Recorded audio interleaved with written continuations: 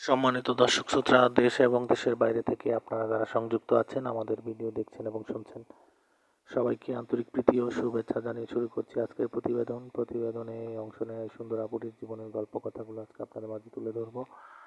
আপুটি দেখতে খুবই চমৎকার, ওনার গায়ের রং ফর্সা, উচ্চতা 5 ফুট 4 ইঞ্চি লম্বা, স্বাস্থ্য ভালো।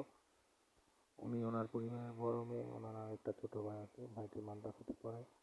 ওনার পরিবারে বাবা নেই, ওনার মা আছে অসুস্থ।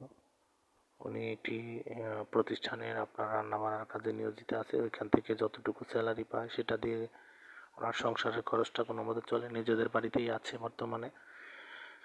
তো পারিবারিক অসচ্ছলতার কারণে আসলে পরিবারকে সাপোর্ট করতে গিয়ে ওনার বিয়ে শাদী বসা হয়নি। বর্তমান বয়স 23 বছর। উনি চাচ্ছে একজন ভালো দায়িত্ববান লোক, পাত্রের বয়স যদি একটু বেশি হয়, বিবাহিত হয়, উনি বিয়ে বসতে রাজি আছে। উনি পড়াশোনা বেশি দূর করতে পারেনি। উনি পড়াশোনা সপ্তম শ্রেণী পর্যন্ত পড়াশোনা করেছিল। তো ওনার বাবা মারা যাওয়ার পর থেকে উনি পরিবারের হাল ধরেছে। তো এখন এমত অবস্থায় ওনার সার্বিক পরিস্থিতি জেনে যদি কেউ ওনার সাথে যে সম্পর্কে জড়াতে চান, সেই ক্ষেত্রে স্ক্রিনে দেওয়া নাম্বার আছে, ওনার নাম, ঠিকানার ডিটেল সব কিছু ওনার মুখ থেকে এবং সার্বিক পরিস্থিতি জেনে নিতে পারেন, জেনে সম্পর্ক তৈরি করতে পারেন। আর উনি, ওনার কোনো চাহিদা নেই, শুধু একটা কথাই বলেছে, পাত্র কর্মী হতে হবে। আর উনি প্রথমবার প্রতিবেদনে এসেছে, কোনো সহযোগিতা চায় না।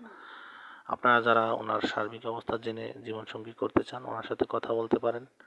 আর আমাদের চ্যানেলের সাথে সবসময় সম্পর্ক অটুট রাখার লক্ষ্যে আপনারা প্রত্যেকটি ভিডিওতে একটি করে লাইক, কমেন্ট, শেয়ার করবেন। চ্যানেলটিকে সাবস্ক্রাইব করতে ভুলবেন না।